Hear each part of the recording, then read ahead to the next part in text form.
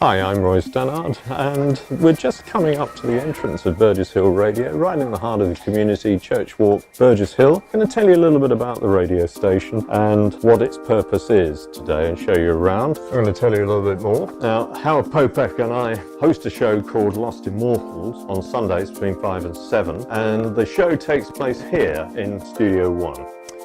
Well, we're sitting in the main studio of Burgess Hill Radio. This is the studio that most of the programming comes from. We have a second studio which is used for news and editing and that kind of thing. The radio station is one of 300 community radio stations in the UK.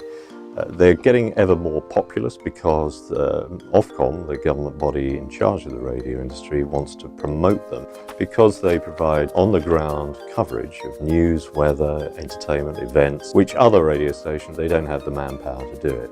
There's no profit involved, which means that all the money raised through advertising or anything else can go towards the running of the station. It started broadcasting in October last year after a 2-year process of winning the license. Now Howard is going to take the story on from here.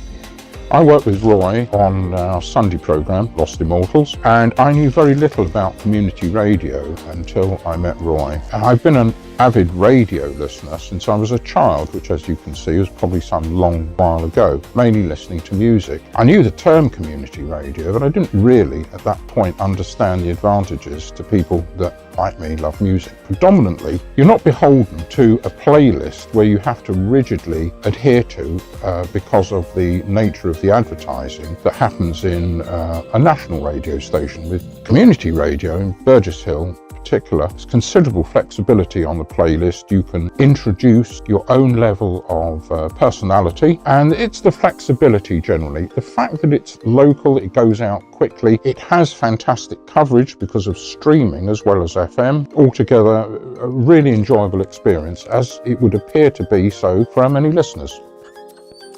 Now, if you follow me through, I'll take you through to Studio 2, and this is where we do most of the post and pre-production, editing, interviews and other things like that, and then it gets fed through to Studio 1.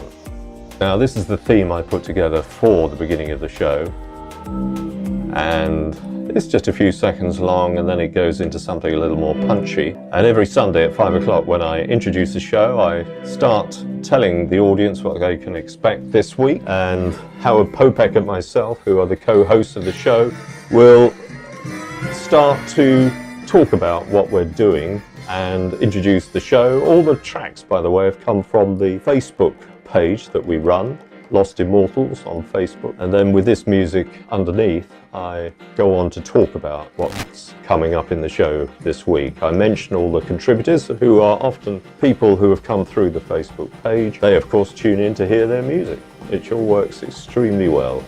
Well, I'm just finishing editing the show, putting the tracks in the right order, making sure all the levels are okay. That means we're ready to start broadcasting. The time is about 10 minutes to 5, and I'm waiting for Howard to arrive.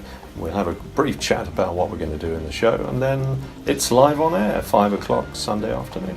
Lost Immortals with Roy Stannard and Howard Popeck on Burgess Hill Radio. And a very good evening to you from Roy Stannard and Howard Popeck, my partner in crime on the Lost Immortals show. We meet together every Sunday between 5 and 7 to present the Lost Immortals show, the show where we resurrect tracks, don't we, Howard? We resurrect them, we defibrillate them, we bring them back to life, mainly from artists who were either famous and had tracks that got nowhere, paradoxically, or music which was truly wonderful and the band or performers didn't get the breaks at the time.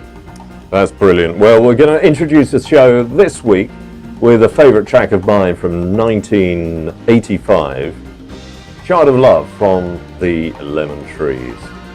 So stay tuned, we're here until 7 o'clock. After 7 it's Dan Whaley with Outer Limits, so it's a whole evening of fantastic entertainment in store for you. And it's good, clean, wholesome entertainment, Roy.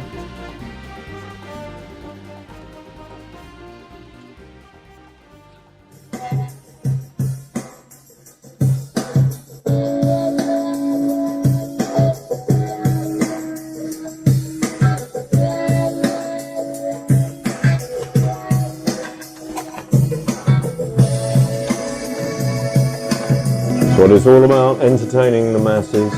Well, Burgess Hill. Could we say it's opium for the masses? No. Oh, couldn't we?